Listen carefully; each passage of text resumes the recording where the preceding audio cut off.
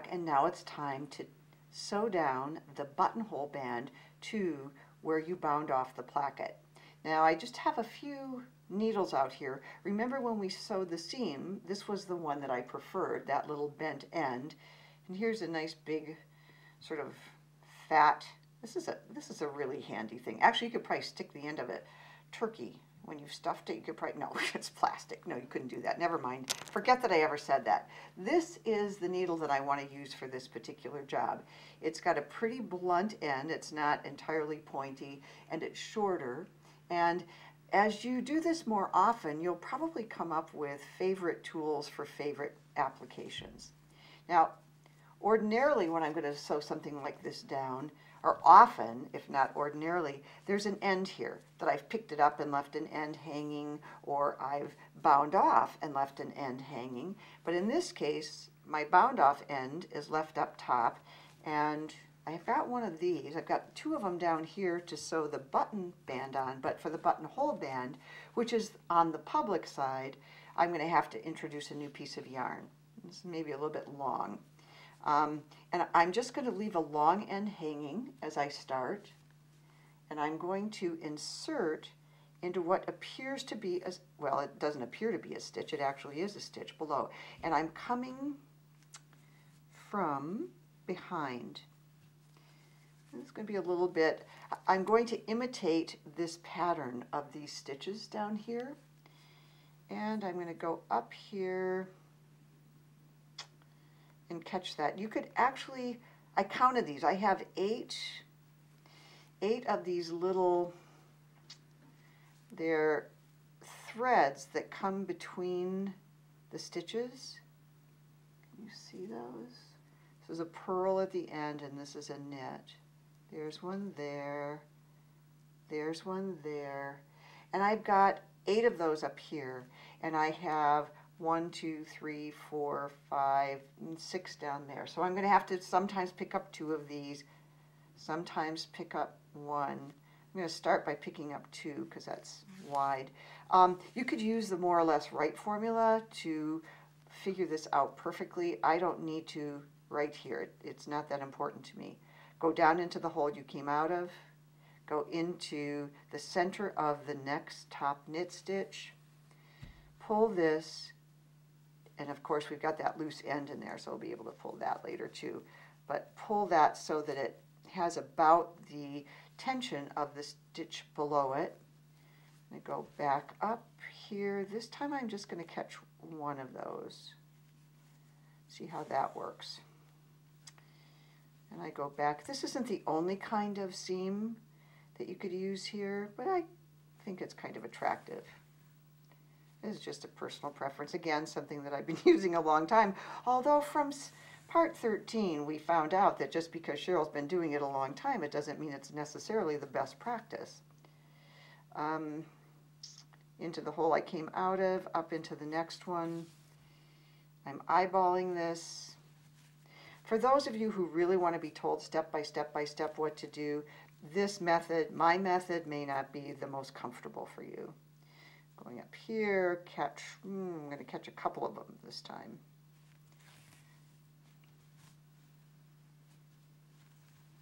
Back into the hole I came out of. There's that stitch. And we've got a little bit of a funny looking thing here. This stitch right here got picked up. It was the stitch that we, there, it ends up, this one right here, ends up going on the inside. It was the one that we picked up. This is the one that appears on the outside. So you have to do a little bit of graceful, that's going to be on the inside, remember. A little bit of graceful, a little bit of creative looking at it and making it look like you want. Tying it down.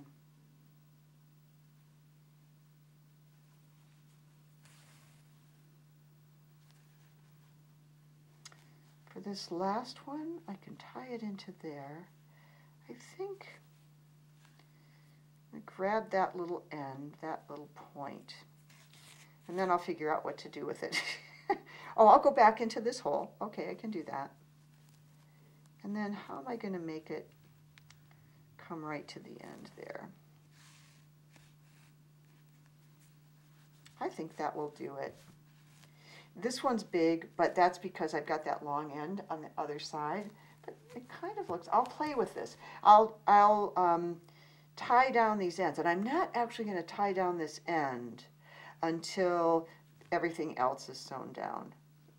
But I am going to cut it a little bit shorter because it's way more than I need. And on the inside, let me turn this inside out.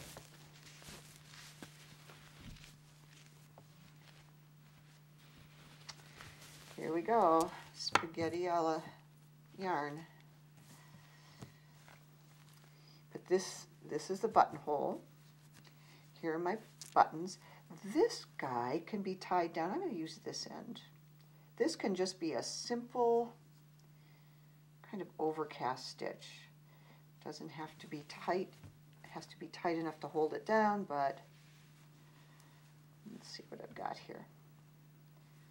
Okay, so I've got this tied down there. Is that part of the buttonhole band? Yeah, that's part of the other band, so I think I'm going to catch it to here, which is my bound off row from before. And I'm just going, this is the simplest one to do. Just don't pull it too tight. Nobody is really going to see this. If you pull it too tight, you'll force it so that the buttonhole band maybe pushes forward, and you don't want that. You want that to be kind of even. Well, that was fast. That was short shrift with that. Oops. Pulled out my needle. This one, in this case, it'll give me the opportunity to get rid of one. Oops, missed that one.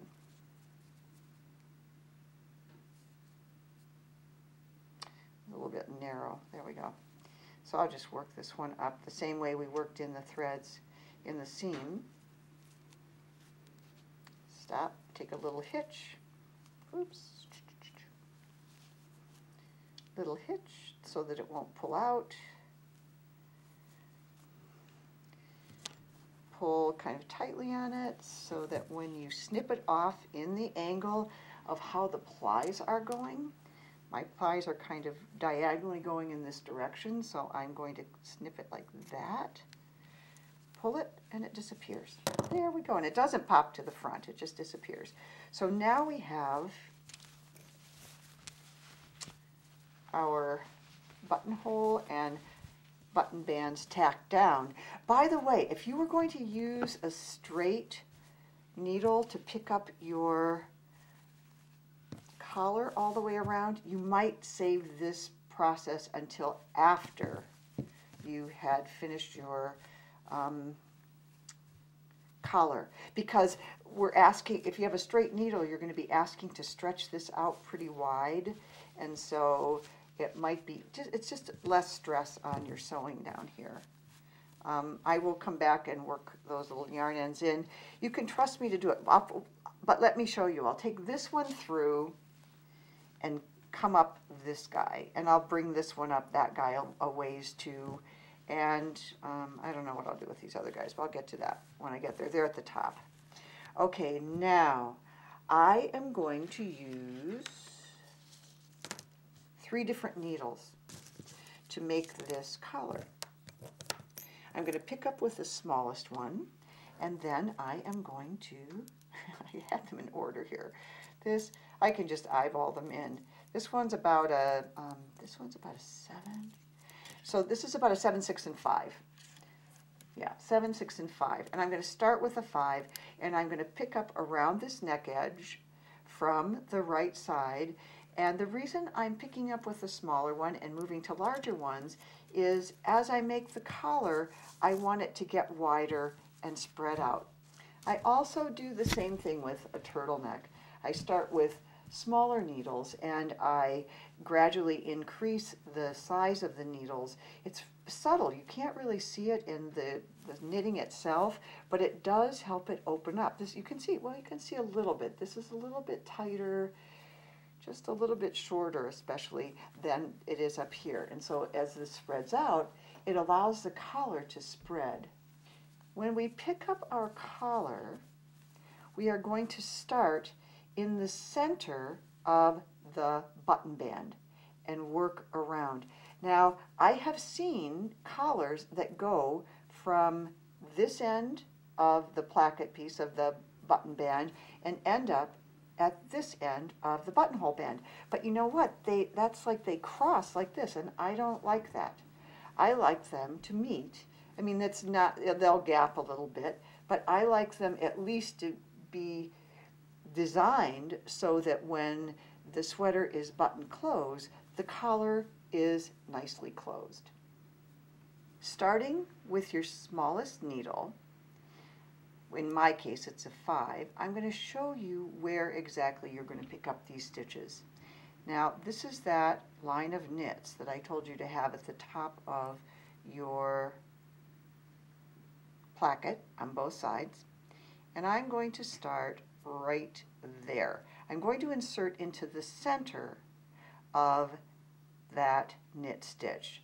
And in my case, I'm going to skip one because these are, remember, we have mostly rectangles. So I'm going to do, oh, maybe that one right there. That's in the middle. 1. I'll take that one. 2, 3, 4.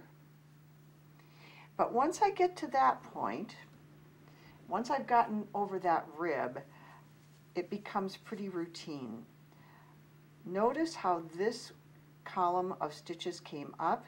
That is the top stitch, and we bound off a couple of there. I'm going to insert into the center of that one and knit it off, into the center of that one and knit it off. And I'm pointing these out to you rather than actually knitting them right now because it's easier to see than when my hands are moving. Now here we have a place where we did a decrease. So we've got this extra loop. Pick up that one, then go into what the top of that next stitch. Where you have decreases, you pick up in that sort of little triangular opening there, and then in the top of the next stitch. This is still my decreased area. I have one more decrease, it looks like, and then I have this. Oh no, there's another decrease. I'll pick that one up. And there, center of the top stitch, the decrease, center of the top stitch. Oh my gosh, I decreased quite a few. Notice, I'm so, oh, that's the end of it. I'm going to go into that one. Because this is such a short thing, you would usually pick up 3 out of every 4 in this case if you had a long section that went straight up and down, but I'm just going to pick up every one that's here. So in other words, I picked up just about every one so far. Oh, I'm getting to my seam here. Let me pick up those 2. This one right there, it's just 1 actually, before I turn the corner, and here I am at the back of my neck. Now look at how these stitches come up and are bound off. In this section, I am going to insert into the top of each of these stitches and knit one off. When I come around to the other side, again, I'm picking up. I showed you how to do this when you picked up and knit the sleeves down. Exact same place between the end 2 stitches. And then when you get to the place where you start to see, oh, it's not quite there yet. There. Is that a decrease? Yes, there's a decrease there. So pick that one up and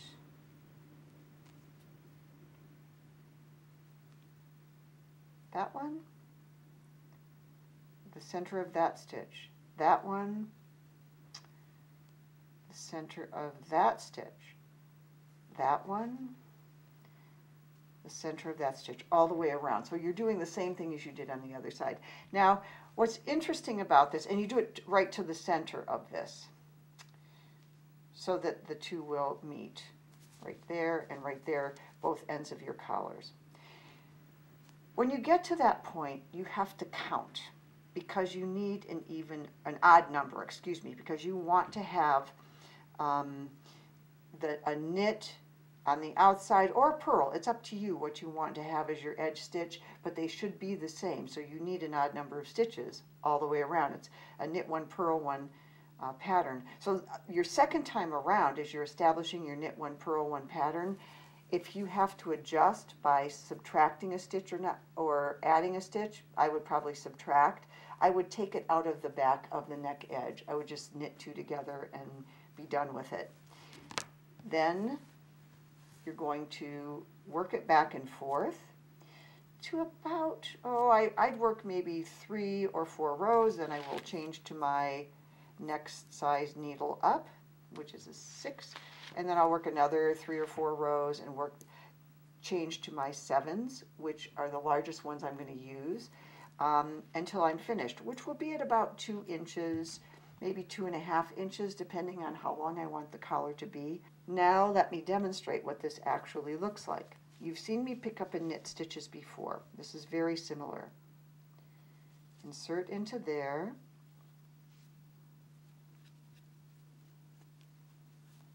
And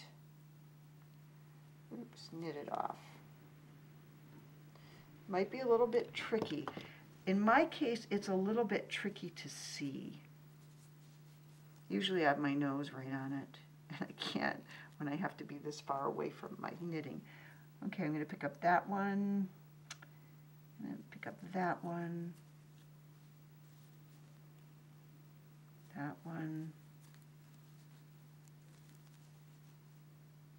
going to skip, just pick up that one.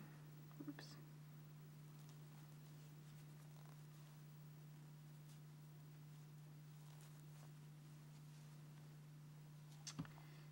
Do I need one there? I don't think so. I think I'm going to go right over to there. See that end column of stitches? Go into the center of that top stitch. The center of this top stitch. Then here start my increases, or decreases, excuse me, into that triangle.